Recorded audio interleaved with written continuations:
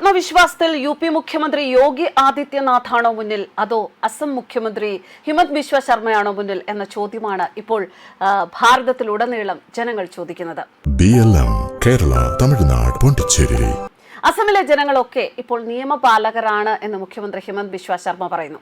അദ്ദേഹം പറയുന്ന ഒരു വാചകം അതിങ്ങനെയാണ്: ഇവിടെ ഒരു പെൺകുട്ടിയുടെയും അനുവാദമില്ലാതെ ഒരാളും അവളെ തൊടില്ല, ഒരു ക്ഷേത്രവും ഒരാളും തൊടില്ല, തൊടാൻ ധൈര്യപ്പെടില്ല.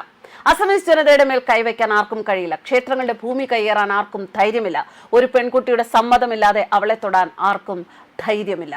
ആളുകൾ നിയമപാലകരായി മാറിയിരിക്കുന്നു. ഇത്രയും ആത്മവിശ്വാസത്തോടെ സ്വന്തം സംസ്ഥാനത്തിലെ ജനങ്ങളെക്കുറിച്ച് പറയാൻ ഹിമന്ത് ബിശ്വ ശർമ്മയ്ക്ക് ധൈര്യം ലഭിച്ചിരിക്കുകയാണ്. കാരണം എല്ലാവരും നിയമം പാലിക്കുന്നവരായി. എനിക്ക് എല്ലാ ദിവസവും സംസാരിക്കേണ്ടതില്ല, ആവശ്യമുള്ളപ്പോൾ മാത്രം എനിക്ക് സംസാരിച്ചാൽ മതി. ആളുകൾക്ക് ആത്മവിശ്വാസം തോന്നുന്നു എന്ന് അദ്ദേഹം പറയുമ്പോൾ അദ്ദേഹത്തിന്റെ ആത്മവിശ്വാസമാണ് ഒന്നുകൂടി കൂടിയിരിക്കുന്നത്.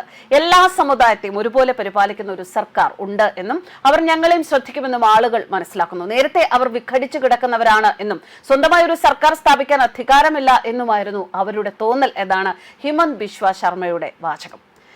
യോഗിയെ കുറിച്ച് പറയുകയാണെങ്കിലും അയോധ്യയിലെ വിവാദമായ വിഷയങ്ങൾ നടക്കുകയാണ്. അയോധ്യയിലെ സ്വർണത്തിനെ കുറിച്ച് അല്ലെങ്കിൽ അയോധ്യയിലെ മുതലിനെ കുറിച്ച്, അവിടെ നടന്ന മോഷണത്തെക്കുറിച്ചൊക്കെ വിവാദമായി ഓരോ ദിവസവും വാർത്തകൾ പുറത്തു വരുമ്പോൾ യോഗി പറയുന്നുണ്ട്, ആരാണ് രാമന്റെ മുതൽ കട്ടവർ, അത് കണ്ടെത്തിക്കഴിഞ്ഞാൽ അവരെ വെറുതെ വിടുകയില്ല എന്ന്. അത്തരത്തിൽ ശക്തമായ തീരുമാനങ്ങൾ ഒരു കുറ്റകൃത്യത്തിനെതിരെ എടുക്കുന്ന ഒരു വ്യക്തി കൂടിയാണ് യോഗി ആദിത്യനാഥ്. അതുകൊണ്ടാണ് പറഞ്ഞത്, ഭാരതത്തിലെ മുഖ്യമന്ത്രിമാരിൽ ആർക്കാണ് ഏറ്റവും കൂടുതൽ ആത്മവിശ്വാസം എന്നതിപ്പോൾ ഒരു മത്സരമായി മാറിയിരിക്കുകയാണ്. ആ മത്സരം അസമിലെ മുഖ്യമന്ത്രിക്കും യു.പിയിലെ മുഖ്യമന്ത്രിക്കും ഇടയിലാണ് എന്നതാണ്.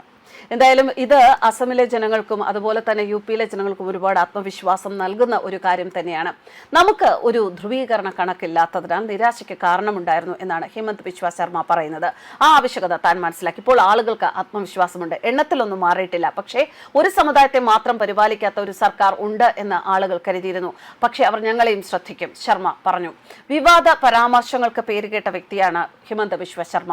ബി.ജെ.പി ഉജ്ജ്വല വിജയത്തിലേക്ക് നയിച്ച വ്യക്തിയാണ്. 126 അംഗ നിയമസഭയിൽ കോൺഗ്രസിന്റെ എണ്ണം 19ആയി കുറച്ച വ്യക്തിയാണ്. മണിപ്പൂരിൽ തുടരുന്ന സംഘർഷങ്ങളെ കുറിച്ച് ചോദിച്ചാൽ അതിലും അദ്ദേഹത്തിന് മറുപടിയുണ്ട്. സംഘർഷം സമുദായങ്ങൾ തമ്മിലുള്ളതാണ്, അത് പുറത്തു നിന്നുള്ള ഇടപെടലുകളല്ല, മറിച്ച് അവർ തമ്മിലുള്ള ചർച്ചകൾ, അതാണ് നടക്കേണ്ടത് എന്ന കൃത്യമായ ഉത്തരം ഹിമന്ത് ബിശ്വ ശർമ്മയ്ക്കുണ്ട്. മണിപ്പൂരിൽ സംഘർഷം കുക്കികളും മെയ്തികളും തമ്മിലുള്ളതാണ്.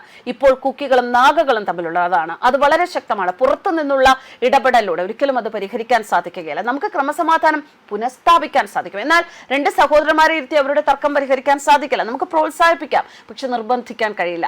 നിങ്ങൾക്ക് ആ തർക്കങ്ങൾ പരിഹരിക്കാൻ കഴിയില്ല, പ്രത്യേകിച്ച് ആദിവാസി സമൂഹങ്ങൾക്കിടയിൽ. ഇന്ത്യ ഗവൺമെന്റിന് മെമ്മോറാണ്ടമോ ആവശ്യങ്ങളുടെ ചാർട്ടറോ ഇല്ല. ഇത് അവരുടെ പോരാട്ടമാണെന്നും അവർ ഒരു പരിഹാരം കണ്ടെത്തണമെന്നുമാണ് അദ്ദേഹത്തിന്റെ വാക്കുകൾ. നാളെ 6 മണിക്ക് മുൻപ് പ്രശ്നങ്ങൾ പരിഹരിച്ചില്ലെങ്കിൽ ഞങ്ങൾ എന്തെങ്കിലും ചെയ്യുമെന്ന് പറയാൻ നിങ്ങൾക്ക് അവരുടെ മേൽ തോക്ക് ചൂണ്ടാൻ കഴിയില്ല. നമുക്ക് ക്രമസമാധാനം നിലനിർത്താം, പക്ഷെ സമൂഹത്തിൽ നിന്ന് ഒരു പരിഹാരം ഉണ്ടാകണം. ചർച്ചകൾക്ക് അവരെ പ്രോത്സാഹിപ്പിക്കാൻ മാത്രമേ സാധിക്കുകയുള്ളൂ. നേരത്തെ ഛിന്നഭിന്നരാണെന്നും സ്വന്തമായി ഒരു സർക്കാർ സ്ഥാപിക്കാൻ അധികാരമില്ല എന്നും അവർ കരുതിയിരുന്നു.